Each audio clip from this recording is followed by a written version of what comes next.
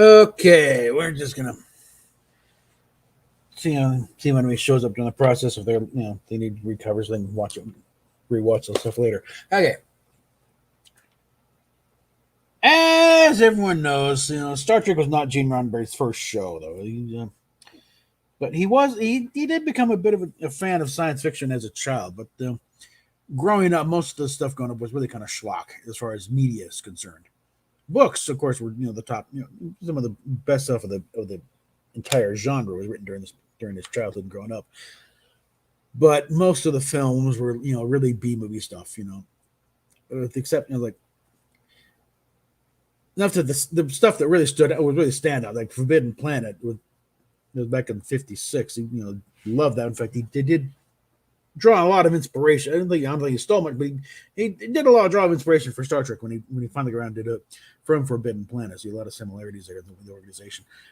But when he got into TV, he was with the LAPD at the time. Got started doing serious writing when he was doing speeches for the chief of police at the time, Chief Parker, and he learned to write opposite points of view because Parker was very staunch conservative law and order guy, and Roddenberry really wasn't that hardcore. But he had to write for Parker and had to please him, so he learned to write for different voices or different ears. And eventually, he got through his early scripts were under the pen name of Robert Wesley, which is a combination of his brother Bob and his own middle name.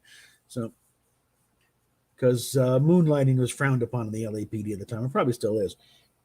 But he got to writing some of the earlier cop shows, Highway Patrol, Mr. District Attorney, stuff like that. And eventually realized he really enjoyed writing a lot more. And he was working Vice Squad. He was working the really seedy stuff because he was wanting to get started as a writer, and they figured what better way to do it. And also following his father's footsteps and becoming a police officer, so you really see life at its best and worst.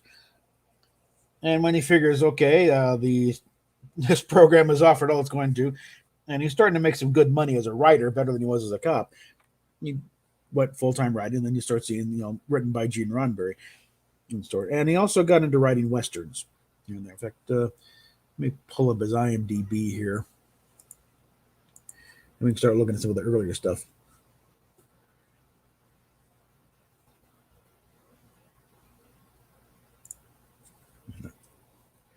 This is one thing I should have thought of beforehand, but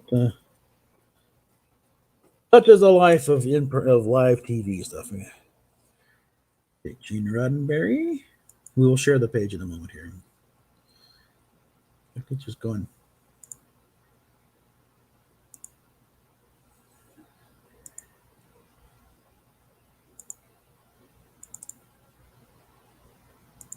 get that up here. Here we go. And we will. Yeah, in fact, something I'm making a big deal of. This October 21st would have marked his 100th birthday. And judging by the fact that his mother and older brother were at his funeral, he very well might have made it to 100 if he'd taken better care of himself. I think his mom, man, she had him when she was but she was in her mid 80s at least when he died. Okay, so let's get down here. Let's get past everything that Star Trek is going to have his name because it's got to be created by Gene Roddenberry. So let's get past all that. So we got, let me just go right to the bottom here. Yeah, his first credits were for Mr. District Attorney in the mid 50s. And then he did a science fiction story for Chevron Hollow-Star's Secret Weapon of 117, which I believe starred Ricardo Montalban. Let's see. Let's take a look at that.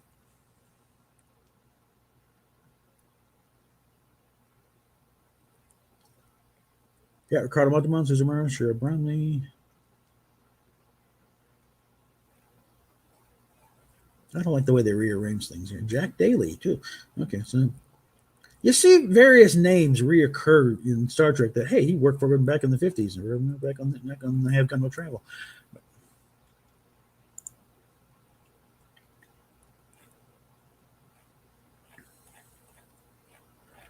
But you got stuff like,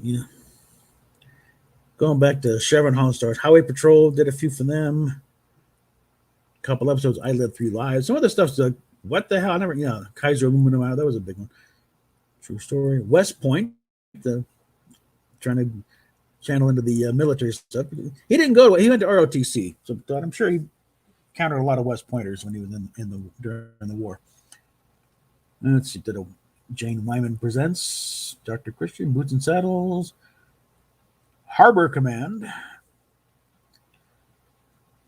Jefferson Drum looks like a Detectives, DuPont show with June Allison, Alcoa Theater, 333 Montgomery. This, I believe, this was the thing with D. Kelly. Look at this. Yeah, DeForest Kelly's playing this real guy. The Jake Britton guy was a real guy. He was a lawyer, and that one didn't go over well with the critics as far because he was playing the lawyer who got a guy off who was guilty as hell. So he was a damn good lawyer.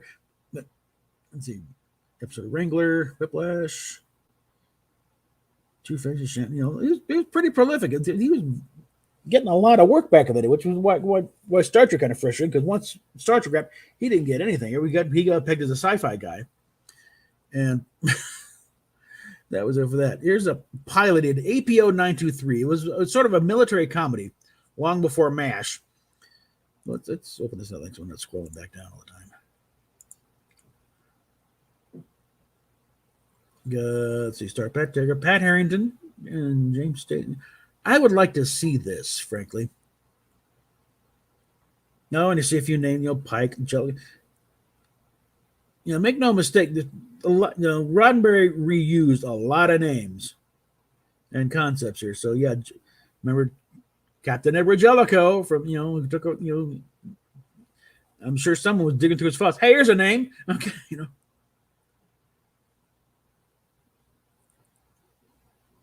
It was set in a South Pacific base, kind of McHale's Navy type thing, where these guys would get into all kinds of weird things, little shenanigans here and there.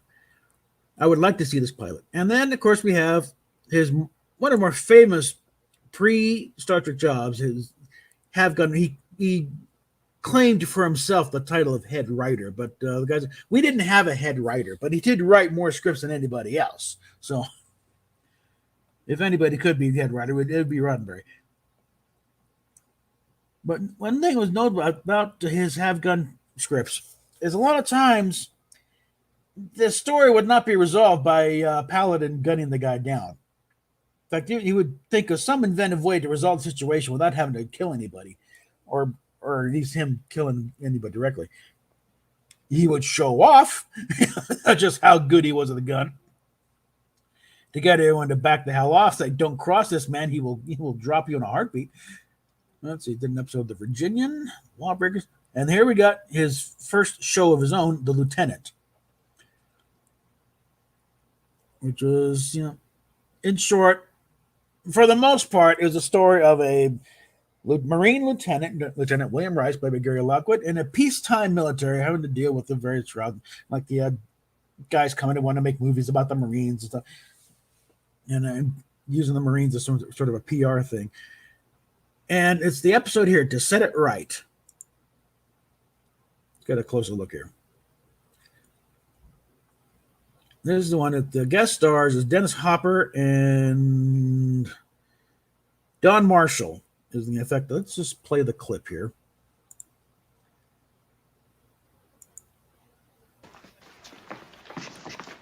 This is from the opening. Sir, Private Barlow reporting as ordered. Sir, Private Bronsky reporting as ordered. Sir, Private Cameron reporting as ordered. At ease, men. Welcome to Bravo Company. I'm Lieutenant Rice, your platoon commander. If you have any problems here, you'll take them to your squad leaders. If he can't handle them, he'll bring them to the acting platoon Sergeant Kagi or to me. Understand? Yes, sir. Yes, sir. Yes, sir. Now, if you gentlemen will follow me, I'll turn you over to your NCOs of your squads, and they'll help you get squared away. There are 3 recruits from ITR.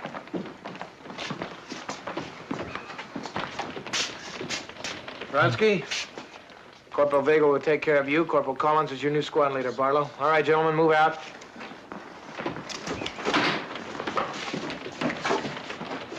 I'm sorry I'm late, Lieutenant. I just got the words. That's all right, Devlin.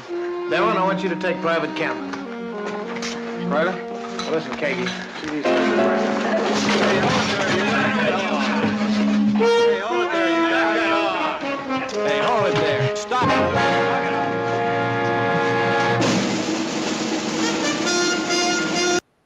Now, just whoops, no one to do that again. Hold on, let's pull that out. Now,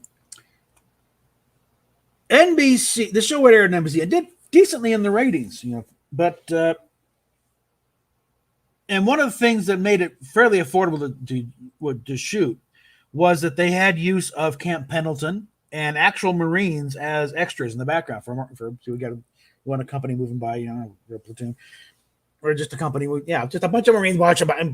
I was in the Air Force, I don't know the terms, all right, but they'd use them as extras, and then cheap, it was a great promotion for the Marines until this episode came along. The Marines were not amused by having, let's say, depictions of racism within their ranks. And they threatened to pull their support if this episode aired. And of course, this would mean extra cost for NBC if they did. So they also refused to air the episode, which prompted Roddenberry to try and go around the back. And he aired it for the NAACP. They lauded it. They gave it an award somewhere there and made NBC look kind of bad. They never did air the episode there. So it's available in DVDs.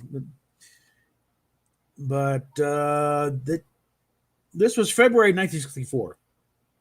And also the thing here is the end of the episode. How'd it go? I got it. Great. Bookkeeper in a construction firm. Nichelle Nichols in her first look, TV role. I know you've been taking a lot of punishment from me. Well, I don't like all this trouble either. Still. The time is out of joint. Oh, cursed spite that ever I was born to set it right. Emma didn't know the half of it. Evening, Cameron. Evening, sir. Evening, Miss Bartlett. Good evening, Lieutenant. Mind if I stay here a few minutes, sir, or while they're forming up? It's all right, but I suggest you get your gear on. Yes, sir.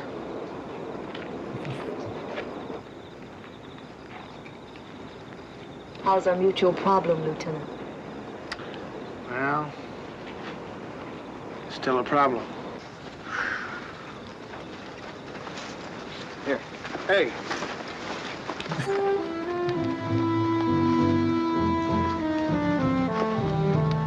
Now this is an old trope. It's all, they always get a woman with that one black guy in there. I'm the only one that need damn camouflage paint. What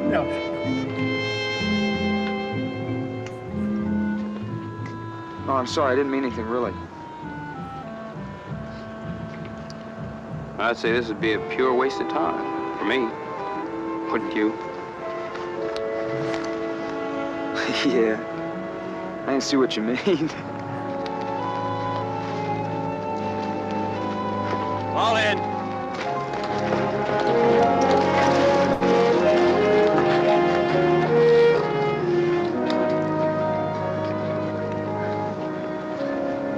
I take it all back, Lieutenant. You budged him. Maybe two of them. Now that's basically, there was a little criticism on the one side because the Marines saying we don't want to see, betray, we have racists in our ranks. We don't allow that sort of thing. Never mind the fact that to this day you got racists in the Marines. Let's not kid anybody. They're very few and far between because the military is one place where it's probably black majority because you got a lot of guys that get in that situation by joining the military. And if you can come through the Marines instead of any kind of ideas of what you're really backward. But I'd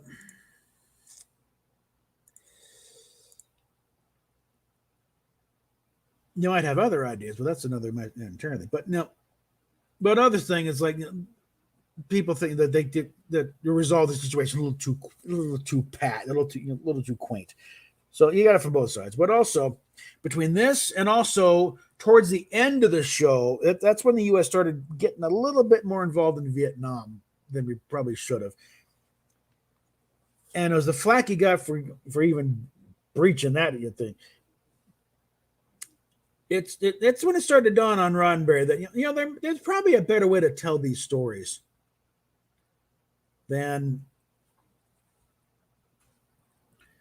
then and then straight to you start thinking about with Jonathan Swift, the way he did with the Gulliver stuff. And so let's get back onto his IMDb here. And that's and it's when the lieutenant started wrapping up, and also because of the fact that he made NBC look kind of bad, the lieutenant was rather quickly canceled. And like I said, it was okay in the rating. It wasn't fodder for a quick cancellation. They probably could argue for a segment, but Roddenberry was a pain in the ass to deal with, and they didn't want to deal with him. They didn't have to.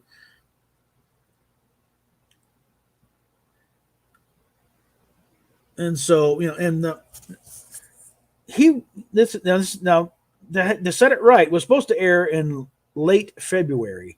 He worked up the first pitch for Star Trek in March of the same year. And he's a busy guy through here. He did the Police Story TV movie. That was 1967. That seems late because he was trying to get D. Kelly in there. That's the one that got him. Is there? Okay. But anyway, some things are missing here. But that's when he started thinking about science fiction being a better now to tell these things like Jonathan Swift did with his Gulliver stories, about making some blatant criticisms of British society and the royal family and everything else, but couching them in terms that the people who are being offended don't necessarily catch it. The way it's like, you can tell a story about racism or war or whatever, but if involving little pink polka dot people on a far enough planet, it'll get by the censors. The people who are intelligent to figure it out will get it. But his experience with, network censors where the people are not too bright at the time. And that's when he started really working on the Star Trek idea. And he managed, and MGM originally said no, that we're going to pass on this because I guess he was a bit of I think the lieutenant was from the MGM and he was a bit of a pain in the ass to them too. And they didn't want to deal with them any more than they had to. But he managed to find a home over at Desilu because they were actively looking for new people to work, new shows to work with. All they had was it wasn't even Isla Lucy; it was just the Lucy show. They had because they're on the old RKO lot, and they also had another stuff around town. But the only one that was being used was one soundstage where they're shooting the Lucy show, and they needed income. They needed shows going on, and so they hired Herb Solow away from NBC. He was an executive with them for a while to go out and bring in new shows. And the first two at the bat was he brought in Bruce Geller with Mission Impossible. And there's maybe one or two other few sitcoms here and there. But he also brought in Gene Roddenberry with his Star Trek idea. And that one almost died a very quick death, too, because the head of the Solo's, thinking Warner, I think was his name. He got so excited over the Star Trek idea, he went running off to CBS because CBS was really anxious to do a deal with Lucy. They wanted some of that, because CBS wanted to do, they wanted to do, let me back this up. Because of I Love Lucy and the money they brought in at CBS, CBS had pretty much rights for first refusal of anything Desilu had coming up. And Martin, he grabbed Roddenberry, he leaned over, and they did the famous picture there where he got the ideas and he knows how to do it. And they're basically starting to, and you get the definite impression they're picking Roddenberry's brain of how to do a show like this. It's less about are they interested in the show and more like, well, we're going to go with this Lost in Space I gave from Irwin Allen. Which, if you think about it in the mindset at the time, it makes a little bit of sense. It's a little less thinky, but he laid out all the production issues, the physical production issues of doing a show like where you're supposed to be on an alien planet and you're doing special effects and all the time. And they pretty much blew the idea for CBS. Okay, well, at least two networks, ABC and NBC. And Herb Solo's, okay, no, I'll handle this. Took him over to NBC where he still knows people and people still like him. And runs right into the buzzsaw that is the fact that they don't like Roddenberry, okay? So he's got to sell them on the fact, no, he's going to behave himself this time. He's not going to go, it's going to be, it's going to be, an action adventure show. It's not, we're not going to make the network look bad. We're not going to, And Roddenberry had basically one big order: sit there, shut up, and look pretty.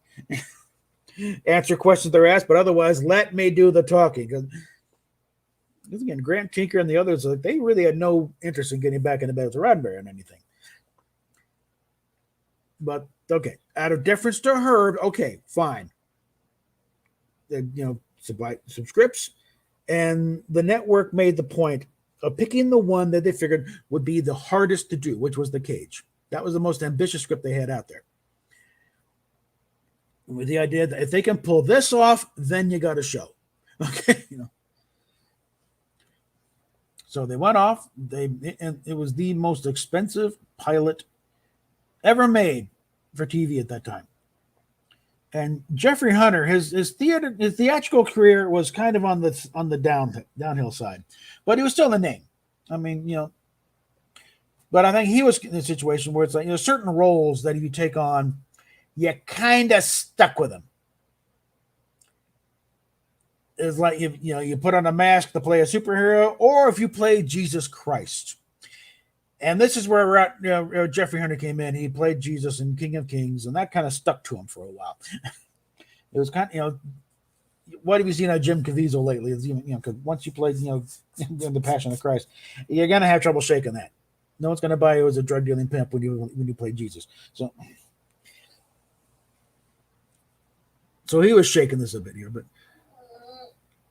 and what little interview footage out there is of Hunter at the time. He was rather excited about the idea. He liked it, but he also had a very demanding wife. But they did the pilot. And there's a few clips of them cracking up, so it wasn't exactly an unpleasant set. They had fun, and he turned it in. And on the one hand, no, it was not the action adventure shoot 'em up with ray guns that they had been promised, but it was also a very thoughtful piece. It was also very well done for the thing. Motion picture quality special effects of the time. And they called up Herb kind of apologetic and said, "We're sorry. we really saddled you with too much here, So they explained, we picked the toughest one because they figured, if you can pull this off, and you did kind of pull it off, but we need to know that you can make good on the action adventure part of the thing. So how about we do another pilot? Okay, great, we'll do another pilot. And actually, contrary to legend, the second pilots weren't that unheard of. They were unusual. They still, but not completely unheard of. Okay, so they did commission another pilot, and it's basically mostly a bottle show in this case, because you're using existing sets. They already slight redress of the Talos 4 planet set. You already got the bridge sets and the costumes. Really, just some more ship shots. Rework the model a bit, get them more that way, and the barrier shot. And other than that, it was peanuts to shoot this one by comparison. And so you got it where Shatner, defeats a god with a fist fight, and everyone's happy. And by the way, Gary Lockwood had already been signed to do 2001 by this point. So he wasn't entirely sure to be able to do it, but as a favor to Roddenberry, okay, yeah, we're good. And it turns out the way Kubrick was doing, you had plenty of time before you come up ready. So they got him in the can.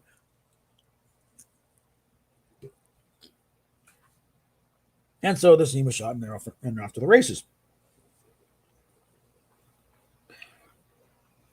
Now, there's one website that's coming up, Fact Trek. Let me just pull that up here. They're making a kind of a mission of their own to debunk some of the long-standing legends and theories that have grown up over the decades regarding Star Trek. And one of the things they want to take on at some point is, what were the ratings and how good or bad were they? Was it a big disaster? Not really, because they have since released the they have released the actual ratings, and they were okay. They held their own pretty well. The problem was mainly that for as expensive a show as it was, and Star Trek was very expensive. It was not. It was low budget in the sense that it wasn't adequately budgeted. They needed a little more money than what they got, but Desley was not a big studio, not as big as they wanted to be. So they couldn't afford to do a lot of stuff. So they had to scrimp and things. In fact, some of the, like in Spock's brain, granted it was a little more accelerated, but they did stuff throughout, where on the back walls you see panels with all kinds of weird little dials. Those are lids on takeout containers from the commissary. I'll just put in a piece of plexiglass, stuck on the wall. There you go. You're not going to linger on it. You're going to even get close to it. It just needs a little detailed manufacturing. And in cloud minders, the sculptures on the wall, those are actually kind of artistic, coffee table stuff. We'll just leave out the glass because they hang on the wall. And they would also regularly raid the trash cans from Mission Impossible, where they're like next door, in the next soundstage, and they get some weird little gadget come in. And the packing material, they'd grab the packing material and spray paint it weird colors, stick it on the wall. There you go. There was a bit of a banner day for thing when the studio got brand new IBM Selectric typewriters, and they came in these big styrofoam packing things.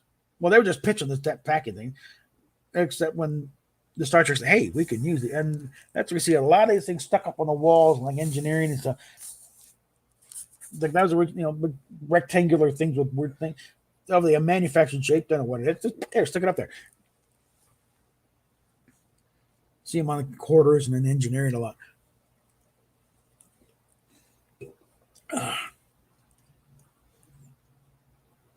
But the rate, sometimes Star Trek would win that, but at least come a very strong second.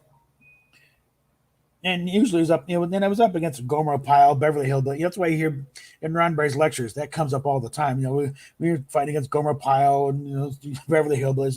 That's why they're up. Bewitched was a constant rival of theirs. So how we got here? Whoops. Beverly Hillbillies. Let's get that off of it. Okay. Oh, God. And so this is the environment they're in. It's like, And of course, Roddenberry's making life hell for the network, which they knew would happen. Because when the whole thing with the wanting to get Majel Barrett on there, and first as number one, he wrote the part specifically for Majel. Read the description in the original writer's guide, in the format. It's like, it kind of Majel in his dreams at the time, but he wrote it from. And the network they had no problem with a female lead. You had female-led shows at the time. Rosalind Russell had a show. Barbara Stanwyck had a long-standing show.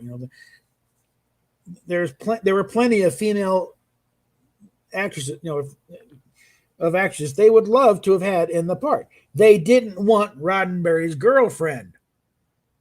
They knew who Majel Barrett was, what she was doing there, and she was always hanging on the set on the Lieutenant, because the Lieutenant was an NBC show.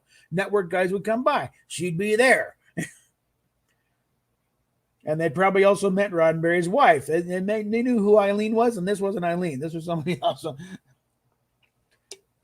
So that was their little thing that, they didn't want to be, encouraging Roddenberry's casting couch. Okay. And of course, what Gene told Majel is that he wanted to make sure he's got on her casting couch, you know what I mean? But so he's not going to tell her that, they recognize you and they're not going to buy it. And they didn't fall for the blonde wig either. So, they just, okay, fine, whatever. Just keep her in the background. All right.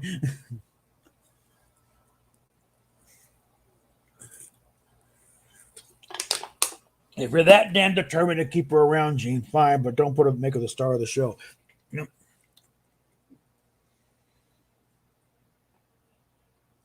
And so things go along,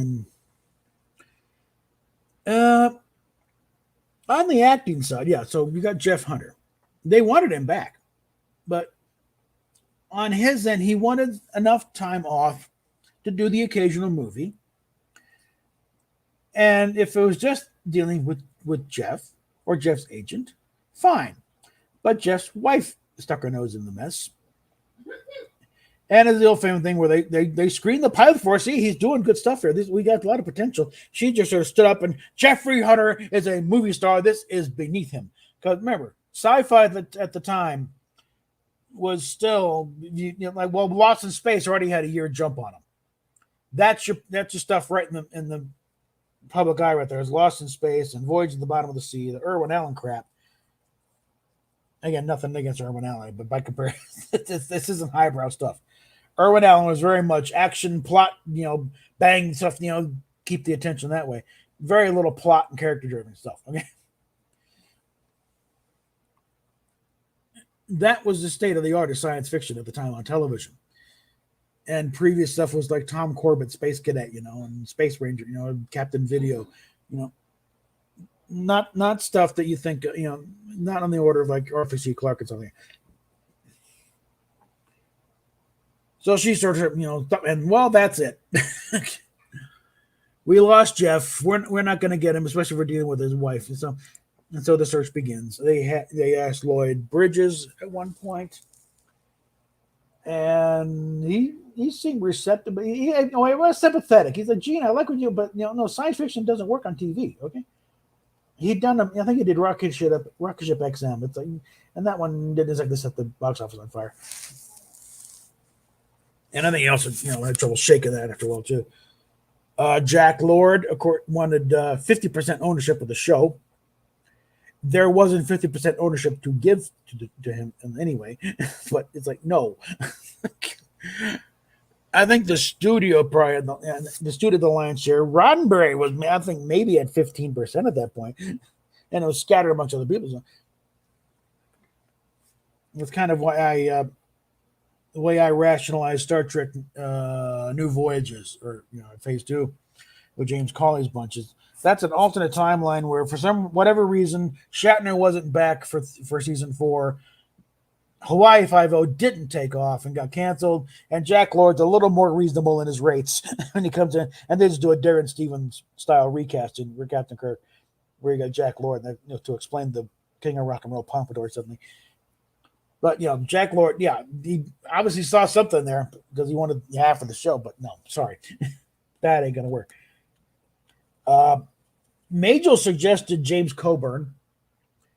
The other response was, he's not sexy. Well, speak for yourself, Bart. So,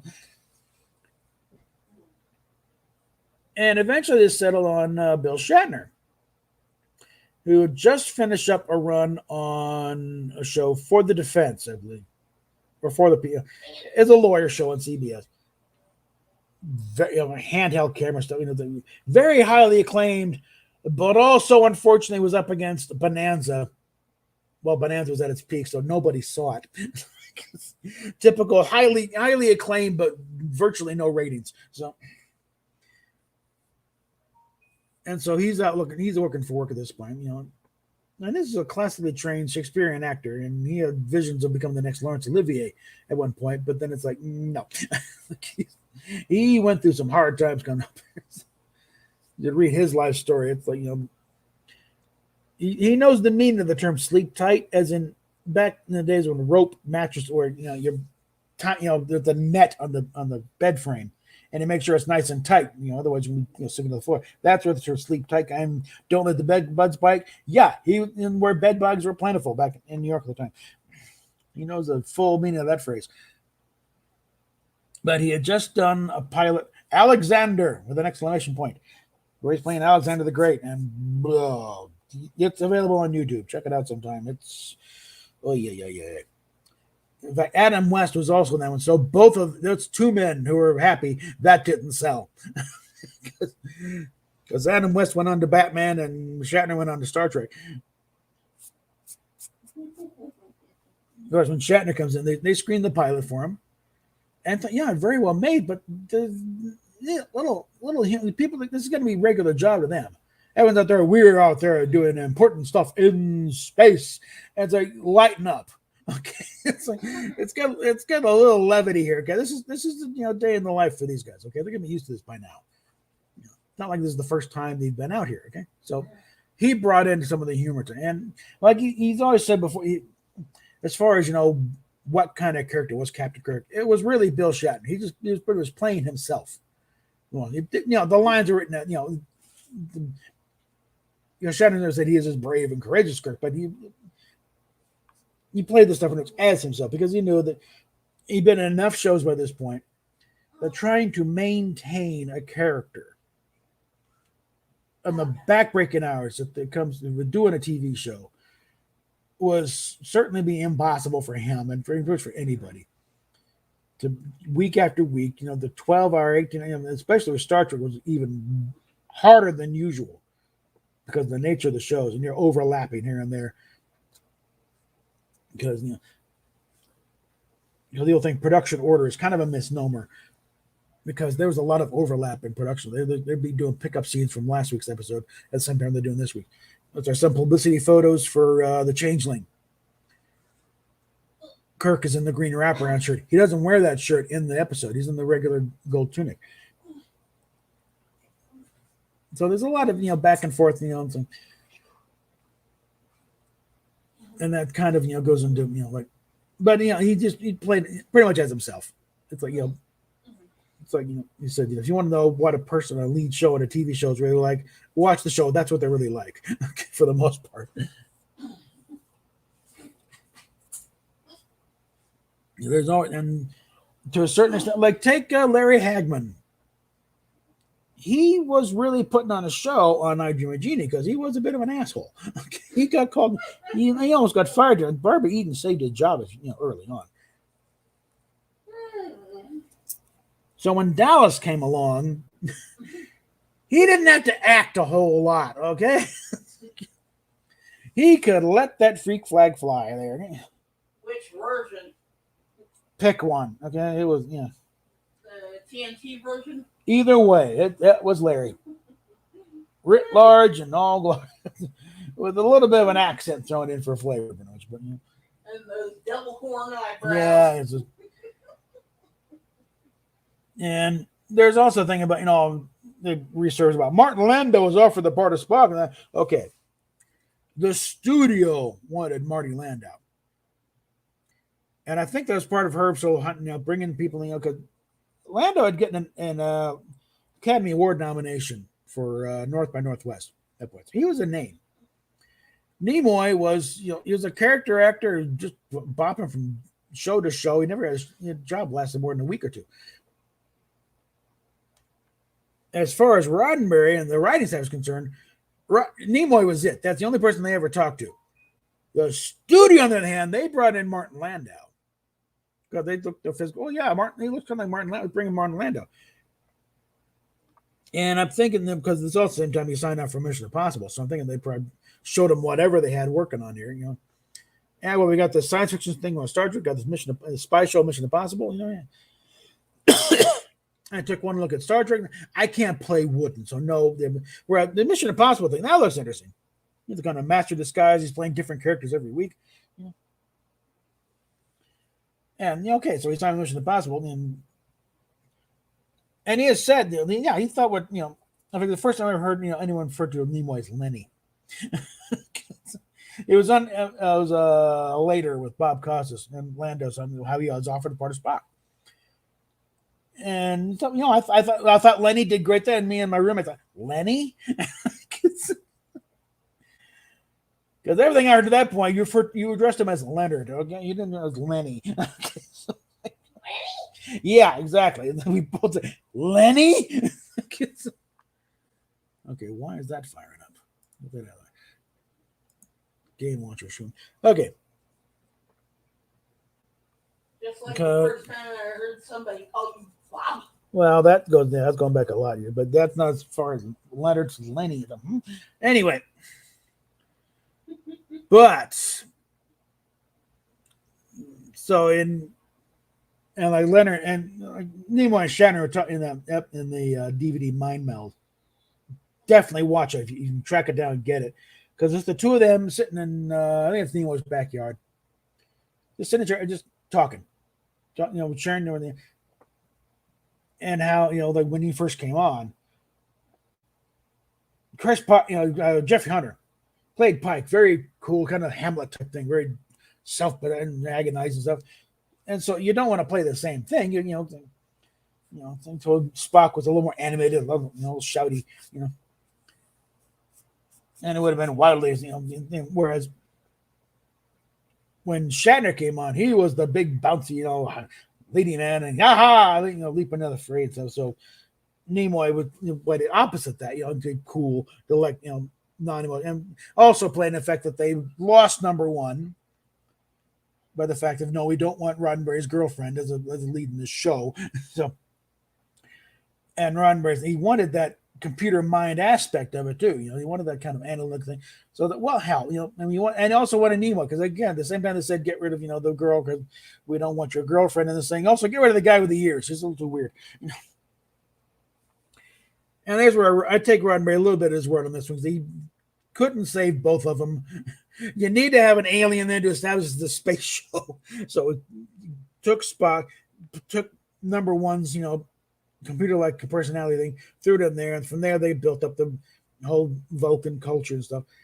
And from there on, and Roddenberry's general joke was, I then married the woman, but obviously I could have done it the other way around. Which I'm sure Nimoy is probably grateful to, and so and same with Majel.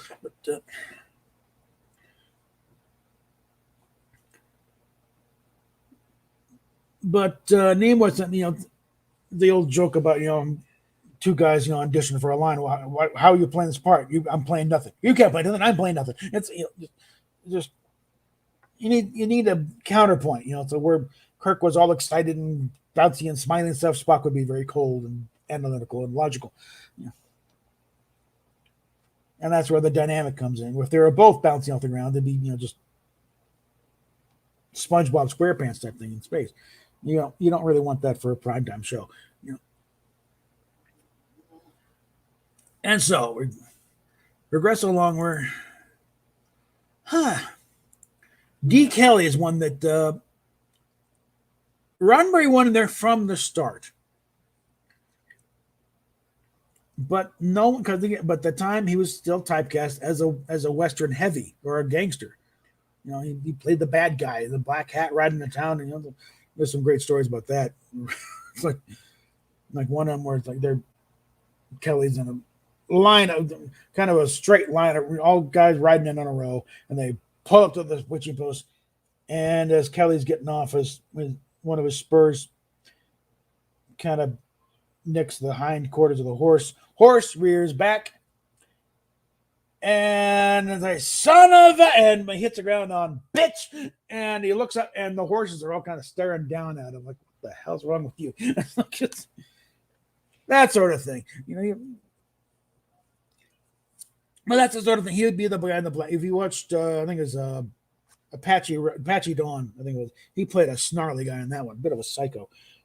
That's the kind of stuff that D. Kelly would do. He played the really mean hombre, and they didn't want him, so he got Paul Fix and John Hoyt was the first Doctor, but he was figured too old. Then you got Paul Fix for the second. And again, they tried the second part. No, he still don't like. So he got Paul Fix, and there is Dr. Piper, and it's a little pudgy, not really for action. It wasn't until they did the pilot police story. That's why on the IMDb, it's like that year's not right. So it's off by a few years. Maybe I finally saw the light of day or something. But he played a coroner, and I've seen a clip of it where he arguing with one of the guys about there's something about the curing the crime scene or whatever. At that point, okay, now we can see him as your doctor. So now you can have him. It wasn't until the regular production started. Right, so he joined the troop with Corbomite maneuver.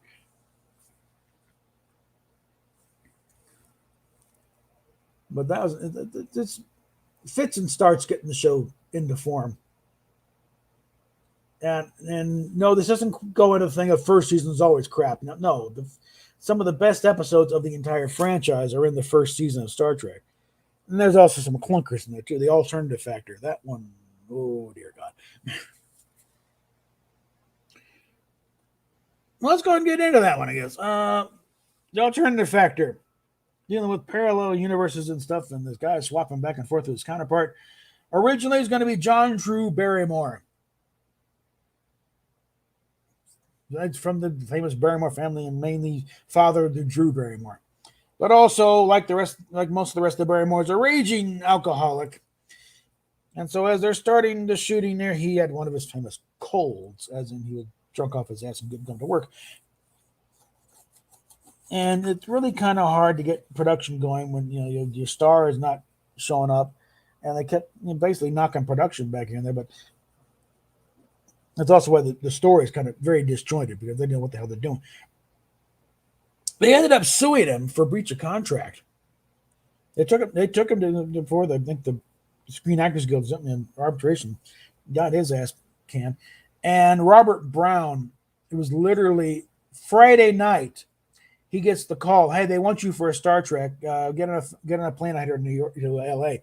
He's in New York doing a play, wrapped up, and he's reading the script on the flight. Oh, they basically overnighted the script to him somehow. This was back in '66 or '67, so this was expensive. He was reading the script on the flight for a Monday morning, check-in. It's like. Maybe why the costume, because the costume was probably made for Barrymore to fit him in it. So I don't know. And Robert Brown's a very tall guy. I don't know how tall John Drew Barrymore was, but things a little off. That might be why. And I'm not sure what the story was. The beard, because I'm thinking you could probably place it by how scraggy the beard. No, actually, the scraggy stuff was early on, and it's just weird. It's a totally screwed up, production wise. And there's a few angles that got dropped. There was going to be a bit of a love story between Lazarus and that one lieutenant engineer. And that, there's a few, publicity photos that kind of hint at that, but now they dropped it. That was also probably the first time you saw a black actress, mainly in a pretty prominent role, with her natural hair. I think they were going to give her kind of a, and a Shawn Nichols type wig, but just regular hair. I think it may have been part of her choice to just want to do natural hair, and partially also like, we ain't got time for a damn wig. We are so far behind this episode, it ain't even funny. Okay, just go with the hair. Shoot it. Who cares anymore? Just get this over with. And so that one goes into and. Everyone is acting their hearts out on this one, but it's a case of you think about it. What the hell did I just watch? I mean, Robert Brown apparently he doesn't do conventions because he had a bad experience with fans early on. But when he's talking about the experience, Shatner was great. Everyone was fine. He did a great time on the show. It's the aftermath, I think. Sometimes we can be our own worst enemies on the fan side. We need to face up to that fact. That's also Terry Garr. We all love Terry Garr, not just from Assignment Earth, but also other stuff from Young Frankenstein and everything, and Tootsie and whatever. She doesn't even like to acknowledge she was in Star Trek. Okay, apparently some fans got a little, I don't know, clingy, stalkery, whatever, and a little nuts. And she also her experience on the set wasn't too hot. Like Roddenberry insisting that they shorten her skirt even shorter than it already was. And probably get a little handsy. I don't know. And so that's just not an experience she likes to think about or even acknowledge if she doesn't have to. So on that thing, if anybody has any connection with Terry Garr, look, Terry, on behalf of fandom and Star Trek in general, I apologize. We're sorry. We didn't. Oh, sorry you went through, but we do like you. And in your current issues, we hope you fare well. Do well and recover somewhat, or someone finds a defective treatment for the MS, so you can get back in there. Because we want to see more. We'd like you to show up at a convention sometime, so we can tell how much we really do like you. It's like no hard feelings. Okay. I was going to go somewhere with it. There's a little something here. during I'm not sure it was Star Trek was actually going, but there's Roddenberry still shooting pilots here and there. One of them was The Long Hunt of April Savage. It's going to star Robert Lansing. I think they're doing it for ABC. And a network exec by the name of Harv Bennett decided to show up and find out what was going on with this thing. And apparently he irritated Roddenberry that he threw him off the lot. And I imagine this came up when later on when the movies came up and Harv Bennett's picked to helm the movies. I'm sure somewhere Roddenberry's like, oh, that twerp is now running my friend.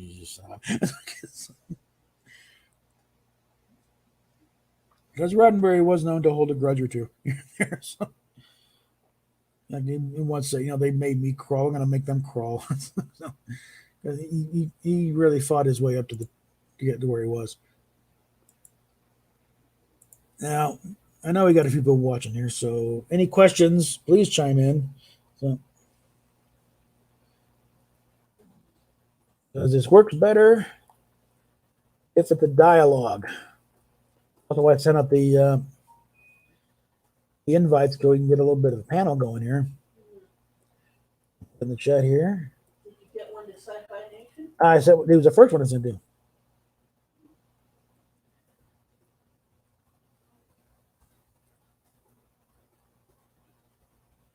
Put that up there. And I mean, watching from StreamYards, it's just me right now. Nobody else is coming in. But let's see. We've covered the debacle that was the alternative factor. And Terry Garr. Oh, Grace Lee Whitney. That's a big one. There's a lot of factors in that. She was paid as a regular. She was signed on as a regular. She was actually a year or two older than Shatner, believe it or not. But it was, I think, somewhere, some little festivities where it was some unnamed studio executive. It was not Roddenberry. Some people tried to insinuate that Roddenberry is the one because, the way it went down apparently is she was still in costume and wardrobe, and this unnamed executive kind of forced her to do things that she shouldn't be forcing people. In case they did a Harvey Weinstein routine on her. Yeah. And she wasn't exactly, a willing participant or very happy about it. And he didn't take well to that. And so he effectively had her shit canned from the show. And I think Roddenberry's in a position where he tried, but it's like, no, you get rid of her or you don't have a show. It's that sort of thing. And the only one who knew, I think the only actually knew who it was besides Grace was Leonard Nimoy, because she's the first one she ran into, she told about, and that's kind of between them. And they kept it, and they both took it to the grave. Because so I have no idea who this executive was. We could probably suss it out. Figured, because I think it was. I think it was a studio executive, but I think that was about it. One of Lucy's guys, but but it wasn't. And she said no. And when asked, it was right. No, it was not Gene Roddenberry. He would flirt incessantly, and she gave it right back. But if but they never did anything, and it was playful between those two. Gene didn't have to force his way on anybody. It's an old excuse, but it does have certain merit. It's like he didn't need to force him. He had starlets in the late night houses all the damn time. Okay. Gene was a player. He would, all the time he had somebody come in, little late night meetings. And unfortunately, it's like, Justman or Solo, their office was kind of opposite. Look, they could see what was going on in Roddenberry's office and look over at late night. The lights are on and things are going on that shouldn't be going on in an office at any time. Never mind after hours. But no, Roddenberry is not the one who raped Grace Lee Whitney. No, not anyway. No. If it was, I'm pretty sure she would not have returned for the first movie or the other one else like that, or gone back at all. Now, at least her next to last episode really was Miri, and that one she's acting her heart out. She's doing the whole thing. But for next was Conscious of the King, and it's just literally she walks onto the bridge, gives Lenore Cody a dirty look, and that's it. That's all you see of her the entire thing, and that's it. Contract fulfilled. She's out. And then you got a progression of various yeomans throughout the rest of the show that most of were originally written as Yeoman Rand. Now, in the case of Dagger of the Mind, yeah, that was supposed to be Yeoman Rand, not Dr. Helen Noel. But in that case, I think it worked a little bit to have an actual doctor on, psychologist type thing, instead of Kirk's yeoman. So you have someone operating from a basis of some kind of authority in the situation. And you're in a penal colony, with psychology, you have the psychologist there.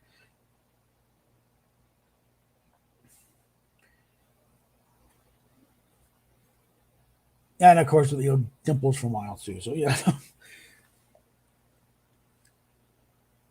So in some cases, yeah, it's probably best that you didn't, and also it's kind of the little universe syndrome.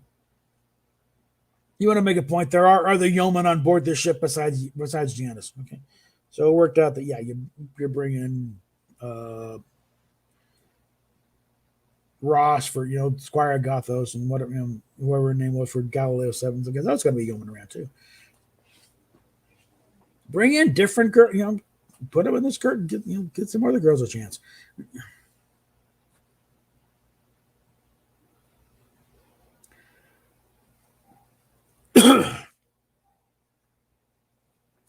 But yeah, the show was not a ratings disaster. The fact that they kept it past the 13th week is enough right there. It was doing decently in the ratings, but again, it's a case of probably the most expensive show on television at the time, or at least up there with one of the topics. Because it's the old thing of you can't just go down to the furniture rental place and rent a command chair. You have to build it yourself. Or Vulcan artifacts. No, they don't have those at IKEA. Okay, not that they had IKEAs back then anyway in LA. But I don't care how many green stamps you got, you ain't getting this Andorian what's it. You got to build it yourself, and that costs. You got to hire people to design it. You got to work to spend time with the studio woodshop building this thing, and then rebuild because they did it wrong. These things add up. There's a little story about when they're first assembling the pilot. And Howard Anderson Company, which is the effects company on set, on the lot for Desolate. And they're waiting for some effects shots to come back. And Roddenberry and Justman both go down there to say, what is going on here? And the guy just breaks down. You're not going to get your show on time, and runs out. And so they look at each other. Okay, fine. They gathered up what was there. Yep, thank you. I figured they'll change the pace from always fortnighty. What this channel is supposed to be about in the first place. They managed to gather what footage was shot, what was usable, and they put together that first title sequence for The Cage, which was more or less the same general concept they used throughout the show. They tried a little something different when everyone had calmed down a bit. They already done this before. A little more of a, kind of a sprightlier theme and different thing, where kind of a Quinn Martin Presents style for the second pilot, which is not what finally aired. But it's out on the Blu-ray set. It's on the 4-season set as it actually the original cut for thing. I also got it as a bootleg VHS tape way back in the day. But a different theme song is, you hear bits of it through the music, but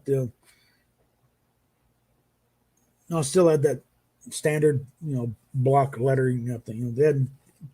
Richard Edlund had not come up with the font yet for Star Trek that we know. They were still just standard, just big block letters, blue Star Trek Act 1.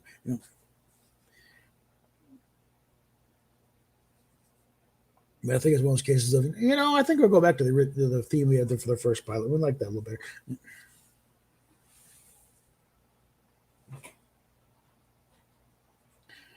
But any questions out here, I'd appreciate it, because I'm flailing around trying to think of something to talk about next year. This is supposed to be kind of a discussion here, question and answer. Because I think we go pretty much in here. Okay.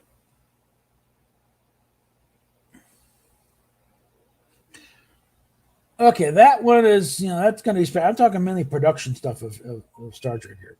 But as far as after Janeway returned, well, obviously she got promoted to Admiral. Because getting Voyager back after being thrown clear across the galaxy, this is Voyage that would rank right up there with Kirk's 5-year mission and everything else. So, yeah. And Starfleet has a patent. When you get your prize captains back, promote them out of the captain's chair so we can keep them around for PR purposes and nothing else.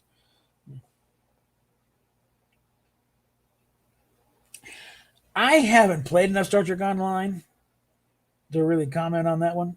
I can never get it to work. I think I finally got my own computer again. I think I'll give it one more shot here, but I just have never really get anywhere with it.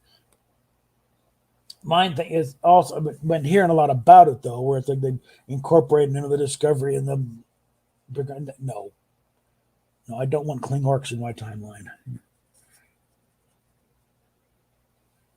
That's a little thing. I'm not sure how well known this is. When first Klingon episode, John Colicos shows up on things ready for makeup, and whoever he's meeting with, whether it's Fred Phillips or some of his staff, they say, "What the hell is a Klingon?"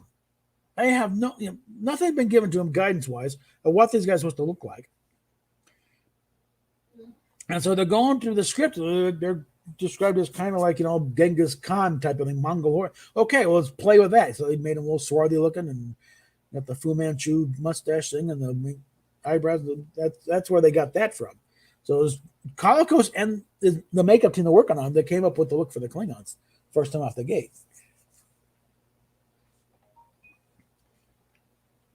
All right, let's go country that.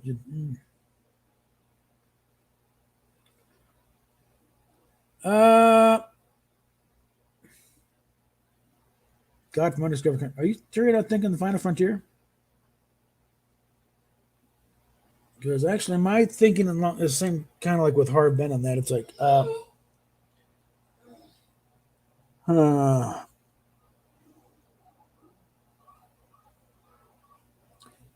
well, let's see. Where to go? With Q in there, they could literally correct the thing with a snap of the fingers. They're not going to. They got too much built up and invested in it. And Patrick Stewart probably wouldn't go for it either. I'm not sure if Patrick Stewart is in the mindset to really go back to playing Picard the way Picard really should be done. Yeah, it was, Final Frontier is where they what? Which one was the one with God? That was the Final Frontier. That was Okay. Yes. Yeah, that and again, I'm with Harv Ben. It's like you can't, the TV guide description will read Enterprise goes off to meet God. No one's going to take that seriously, okay? Because either one, it's obviously not going to be God. I don't know about that one, but it's obviously you only got two ways to go with that. You're either going to disappoint everybody by the way you portray God, or it's going to be a fake like every other time someone's come in and say, "I am God." Yeah, sure you are, buddy. And just one more thing, so you're just setting yourself up for failure. And apparently, Shatner's fallback position that they didn't want to do God was the Fountain of Youth. They should have gone with that, frankly, and that has been done a few times in Star Trek, where restoring the promise of eternal youth or whatever restoration. They've done that a couple times here and there, and that one really can be lead to something.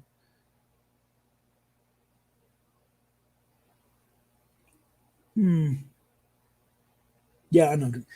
Well, also part of the problem is why the movies are kind of a mistake to begin with. I mean, it's kind of the only avenue open to them, and Paramount forced them into it. But movies by design which have to be big, bombastic. This is the most important thing that's ever happened to these characters, and you must come and pay us to see it. Whereas TV, it's like you can't be the most important thing because what do you do next week? Movies, you got the same problem, except it's like 2 years in between.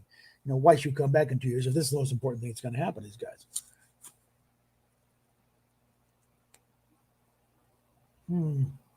Yeah, I don't know.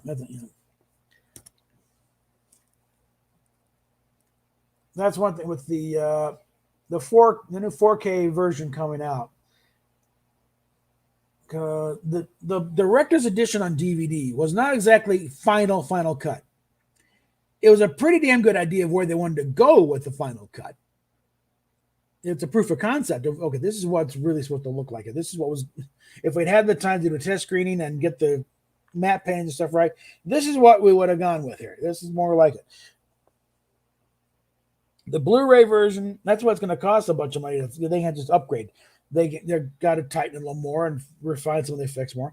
And I am still hoping that, because David Fine was one of the assistants on this thing, and he's the one shepherding. He's the one who promised Bob Wise he would get this thing finished. I think that at that point it wasn't because they hadn't done 4K.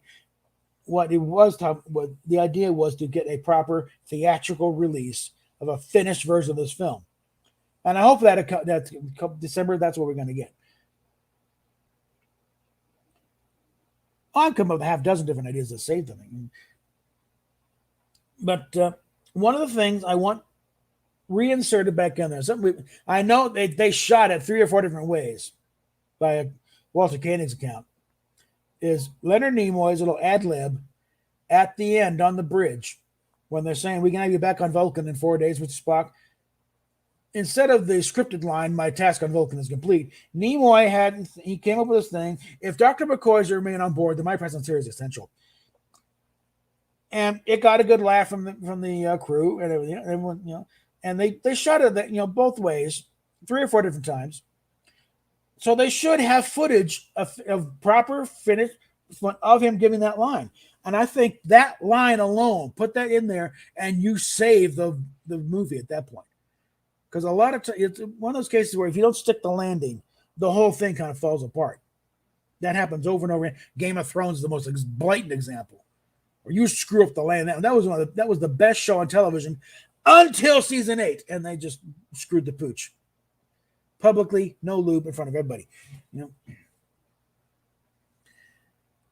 And Lost, same thing. They messed up with that last bit of episode, and they just screwed the whole thing.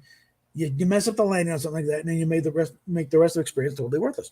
So, and in the case of the motion picture, it's more a case of not really screwed up the landing, just kind of like did a bit of a hop. Okay, you didn't quite nail it right, so you don't get your 10, you get maybe a 9.2. You put that line in there, and you fully establish, yes, Spock is back. Okay, Spock is back to his snarky self. He's already feuding with McCoy. Okay.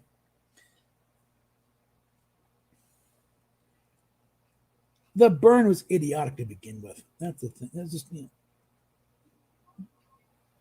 all the lithium in an active warp core blows up all over the galaxy because Kelpian has a temper tantrum. No, that makes no sense. I'm talking about the Michelle Paradise's contribution to the whole thing, and the only contribution is it was more consistent. It was still stupid. The science was still beyond laughable. Okay? It made Lost in Space look like Cosmos by comparison. Okay? And Frank, oh God. Listen, I don't go with the thing that Star Trek is dead. I go that Star Trek is still on the other side of that barrier. Let me see if I can pull up that picture. I need to hold on. Unfortunately, I could not install Paint Shop Pro on this thing, but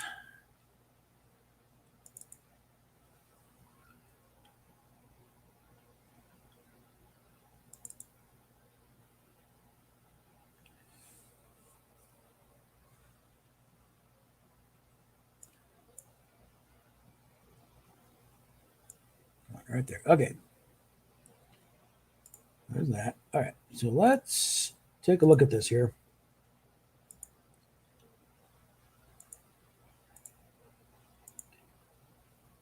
Here's my little diagram here.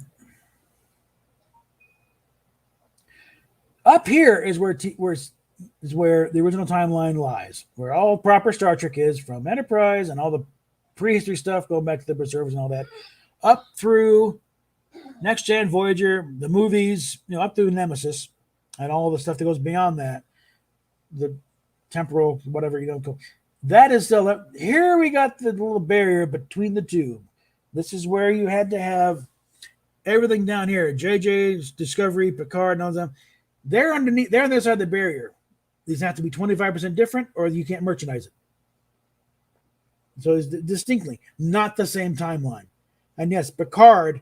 Well, no, Enterprise isn't there. You can squint a little bit, and there's ways around that. But the JJ stuff, secret hideout stuff, that's down here. And Picard qualified when he looked up, and there is a hologram of the Disco Prize. That is Discovery timeline, and yep. What? He's saying, Enterprise is. No, Enterprise quality. And so does Lower Decks, by the way, too. Lower Decks is the only property that's come out so far that qualifies as up here. Is up in the original time, because it doesn't contradict anything, doesn't blow. Whether you appreciate the Rick and Morty type of humor, that's another issue.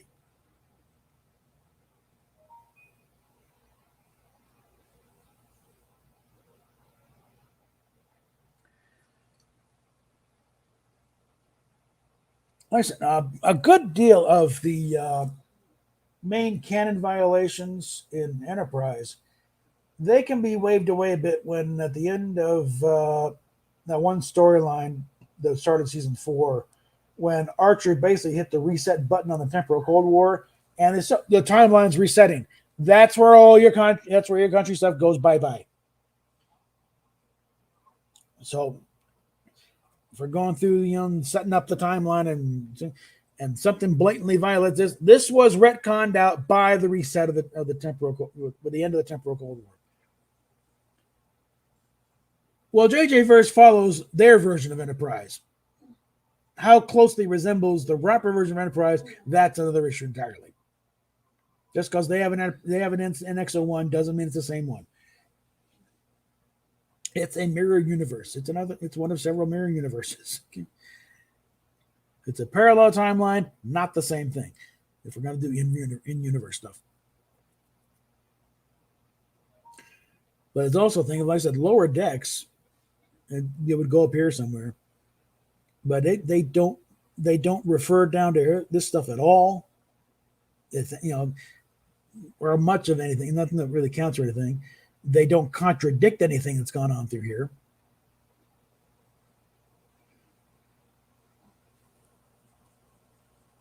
I think I'm going to have to rewatch it, but the Enterprise episode with the Borg. One, you got the kind of cheesy dodge. They never identify themselves as the Borg. And I think all the technology of either was destroyed in the encounter, or it's all locked up in a vault by Section 31. So that's your little catch-all right there. That's where Section 31 comes in handy. Where stuff that shouldn't be out there, it's not out there because Section 31's got it in a warehouse somewhere, box right next to the Ark of the Covenant. So that's where Section 31 comes in handy, Alex. Organization nobody's supposed to know about has all this stuff that nobody's supposed to know about. That is where Section 31 works. But if you have them where they run around their own little, well, they've all got their own ID badges, their own headquarters, and the spaceships. No, you have just destroyed Section 31. Get the hell out of the, get out of town. You are fired. Okay, that's it. What Roddenberry would fire the whole lot of them, okay? He would write it himself rather than watch this crap go out under his name. Yeah, Section 31 is the ultimate covert operation. They, officially don't exist. Section 31 is like a reference to the, I think it was like Article 4, Section 31 of the Federation Charter. Not even Starfleet Charter. It's or somewhere with it. In fact, they is even pre-Federation. The original Starfleet Charter from pre-Federation times.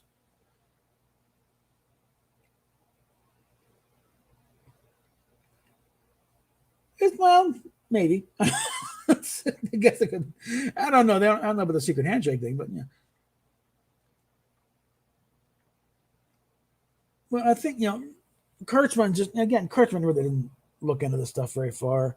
You think he talks a great game. He's got his lines now, but it's like when he was talking about it's one of you. He references the inner light. Oh yeah, he'd rewrite.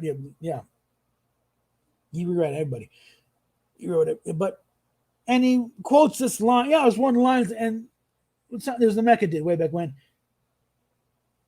and he pretty much quoted a catalog listing of a pendant based on that probe, that little probe from the inner light. That the line he quotes is in the ad copy. All he did was Google the thing, found the ad, and copied that. The guy is a hack, okay?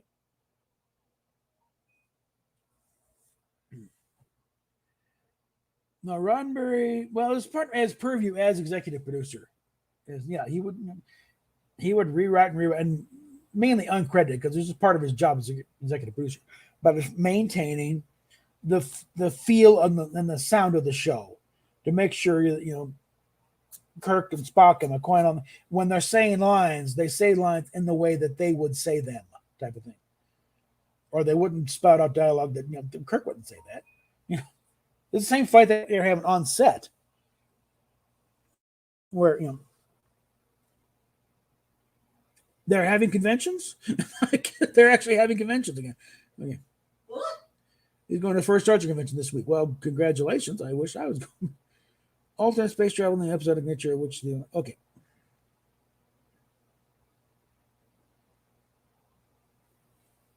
I'm not sure how to make of that, but a lot of it you got to look at. Star Trek is a Vegas. That's next week. Okay, well, great. How much longer you gonna? I'm going to be as long as I have to be. By the way, the whole point of this is trying to get some money going here, guys. So the PayPal and Patreon links down in the description. But Star Trek is a creature of television. And at the time was great. And the goal at the time Star Trek was done, that's why it was a 5-year mission, because it's figured 5 seasons, you got enough to syndicate the show and you can just let the money roll in at that point. You're no longer spending. And that's why it's all episode. It's monster of the week type thing. 1 week, you're trying to solve a murder on, Seti Alpha, whatever. Next one, you're fighting a dragon on whatever. And it goes, and they move on to the next thing. Well, they need to get toys that people will buy. And the problem is they brought in licensees who know the property and know what sells, and they know what doesn't sell, and they take a look at it. No one's going to buy this crap. We can't give this shit away. And yeah, that is part of where it's a success. The only toy I've seen mass market put out is Mego put out a 8-inch figure of Saru. That's it.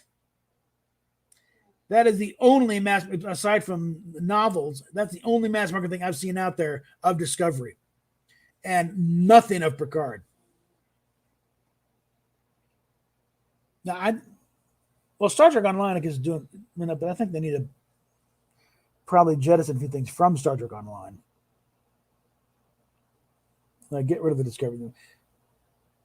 Because it's part of something when having this fight. Oh, that's proper dialogue. They say it is. I don't care what they say. Okay. Like I don't care how strenuously you put it forth. It's like this pineapple does not go with this, linguine. Okay.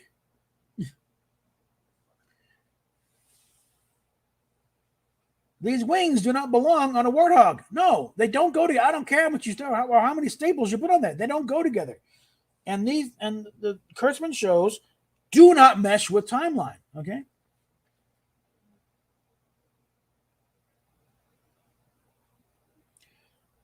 Well, you can't just put it out and expect them to fly off. People got to want to buy them too. And that's the thing. These licenses come in and say, nobody wants this crap. They've done the same with Star Wars. That's why you didn't see anything from Rise of Skywalker or virtually nothing from, Last Jedi because, nobody wanted it. Because think about it a minute. What do kids do when they get these things? They like to recreate scenes from the movies or play, do variations on themselves. Nobody wants to replay stuff from The Last Jedi, and nobody wants to replay stuff from Discovery. The only thing they had, frankly, that interests me in the least was the phaser design. And no, it didn't fit in any way, shape, or form. It's like the barrel was a little reminiscent of the old hand lasers. But again, at the time, they should have been hand lasers. And that kind of goes into where Brian Fuller, I'm told by Doug Drexler, Brian Fuller is not a fan, not a friend to canon. He's one who's saying, "Oh, why is it mad?" You're mad is because you need to do a consistent story. Star Trek is a period piece. Wherever you set it, you have to adhere to the period of the Star Trek timeline you're being in. And if you were, it's supposed to be between Where No Man Has Gone Before and The Cage. If it don't look like it fits in there, you're in trouble. And they are in trouble. That's what they did.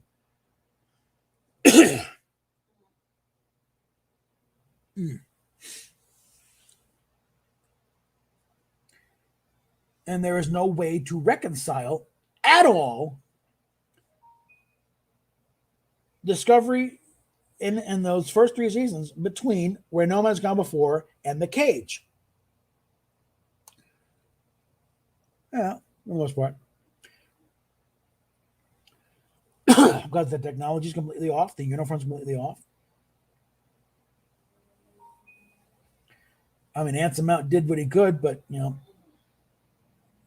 can only polish a turd so much, and it's still a turd.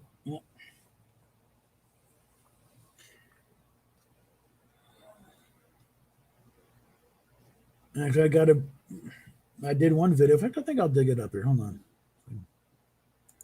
Actually, I can get too much trouble for this. After all, it's my video.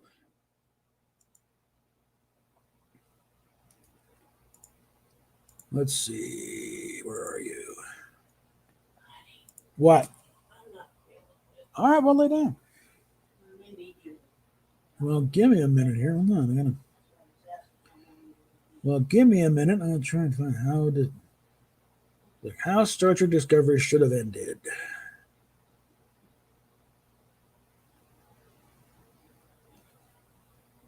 May have to go deeper into the digs for this one, but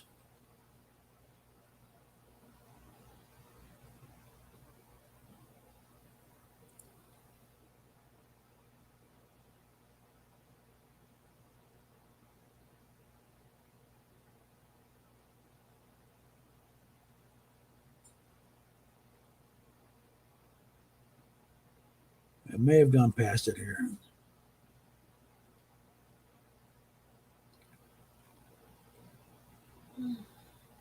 Here we are. We'll pause that there.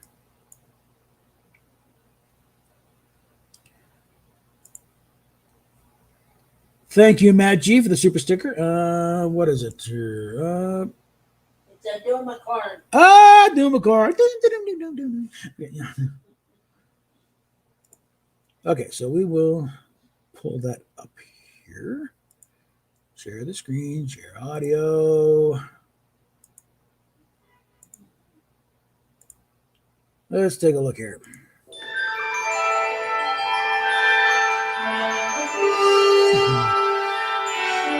It's a short one.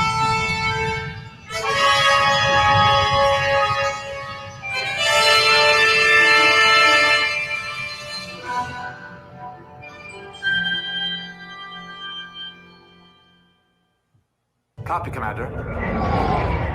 We are on our way.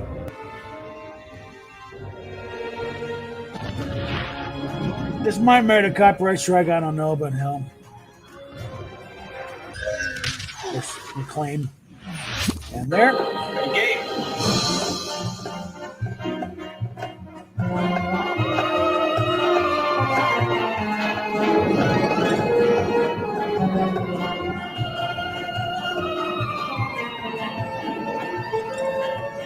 And that's how that should have wrapped up.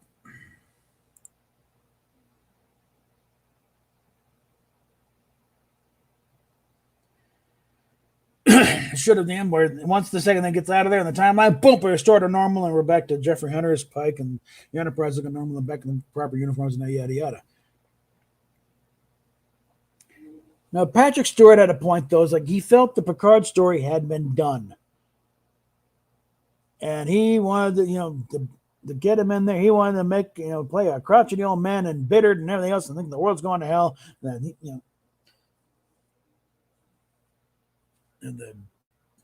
basically he kind of missed the whole point. Patrick Stewart does not have the greatest creative instincts. This should have been proven with the dune buggy scene in Nemesis. That was his idea. It wasn't there because Picard was suddenly into off-road motorsports. It's because Patrick Stewart was suddenly into off-road motorsports. That's the whole thing. He wanted to drive a dune buggy. It made no sense to the story. It blatantly violated the Prime Directive because you're doing this crap in front of natives and all this stuff and firing at them and everything else. Is like, please, You saw the big grin on Stewart's face. He was having the time of his life doing that. The hell with the movie, And he had an idiotic director who let him get along because he didn't know any better.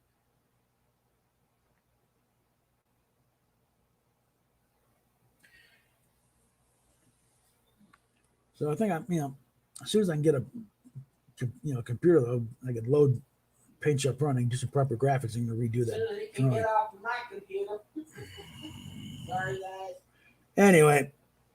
We've been at this for an hour and a half. But I think that covers the high points for the most part. And it's getting longer than this. People aren't going to want to come back and watch this. So, for those coming in late, PayPal, Patreon, links down below. We are really up against it. We'll be doing a live stream tomorrow on Sci-Fi Nation's channel. Trying a little more blatant e-begging, but if I can get some actual content up, if I can't edit, I'll do a live stream. I'll do a mecha random style. And I think that will probably do it. So we will talk at you later. Any further questions, just put them in the comments. I'll address them as they come in. So catch you later.